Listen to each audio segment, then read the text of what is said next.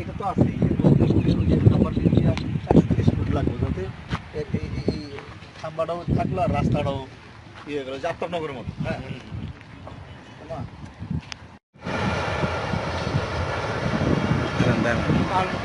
করা